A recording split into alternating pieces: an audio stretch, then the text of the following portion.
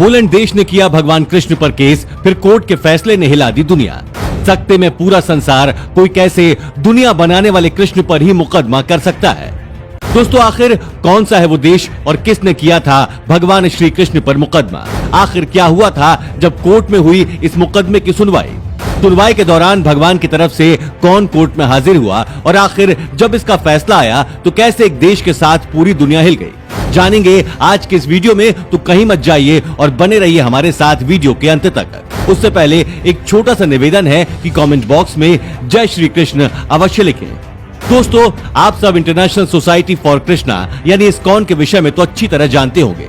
इसे दुनिया भर में इस्कॉन ही कहा जाता है। ये बात उन दिनों की है जब यूरोपीय देशों में इस्कॉन के जरिए हिंदू धर्म का प्रभाव काफी तेजी से फैल रहा था। उन दिनों अमेरिका, रूस, ऑस्ट्रेलिया सहित तमाम बड़े देशों में नागरिक रोजाना हजारों की तादाद में इस्कॉन संस्था से जुड़कर हिंदू धर्म अपना रहे थे। भगवत गीता के प्रचार प्रसार के कारण कृष्ण भक्तों की संख्या लगातार बढ़ती जा रही थी। विदेशी सड़कों पर मृदंग और हारमोनियम पर हरे कृष्ण नाम संकीर्तन में लोग स्वतः ही शामिल होकर नाचने लगते थे। ईसाई, यहूदी, मुस्लिम तमाम लोग धर्म छोड़ रहे थे। ये सब देखकर कट्टरपंथियों के सीने पर सांप लौटने लगे।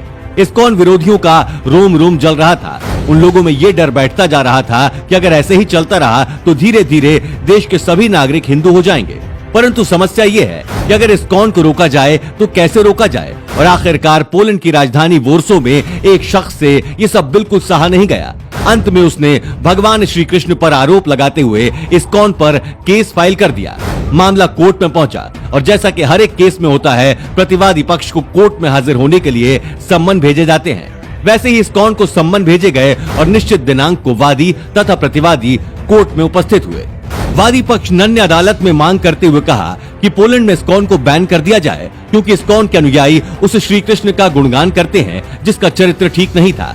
नन ने आगे कहा कि वो गोपियों संग उनकी रासलीला के चर्चे काफी मशहूर हैं और ये सब मैं जुबानी नहीं कह रही हूँ। इनकी किताब में ये सब विस्तार से लिखा हुआ है कि कैसे कृष्ण किस तरह गोपियों को तंग करते थे। जो गोपियां पानी भरने जाती थी, श्री कृष्ण उनकी मटकी फोड़ देते थे।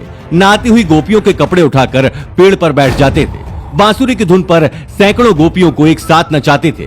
इसके अलावा रासलीला का वर्णन तो ऐसा ही है कि पूछो ही मत। हजारों गोपियों के साथ श्री कृष्ण एक ही समय में नाचते थे। यही नहीं, श्री कृष्ण के बारे में यह भी कहा जाता है कि श्री कृष्ण ने 16,000 औरतों से शादी की थी। इसलिए अदालत से अनुरोध है कि पोलैंड में इस्कॉन को बैन कर दें क्योंकि जिनका भगवान ही चरित्रहीन है, उसके अनुयायी इस देश में बढ़ गए तो हर तरफ अराजकता फैल जाएगी, हर तरफ अश्लीलता ही नजर आएगी। नन का आरोप सुनने के बाद अदालत ने इस्कॉन को अपना पक्ष रखने को कहा। तब इस्कॉन के एक विद्वान ने अदालत से विनती करते हुए कहा कि माय लॉर्ड, मैं ज्यादा कुछ नहीं कह रहा। आप इस नन से शपथ को दोहराने के लिए कहें जो शपथ इन्होंने नन बनते समय ली थी। इस बात पर जज ने उस शपथ को तेज आवाज में बोलने के लिए कहा, परंतु नन कुछ नहीं बोली, वो चुपचाप खड़ी रही।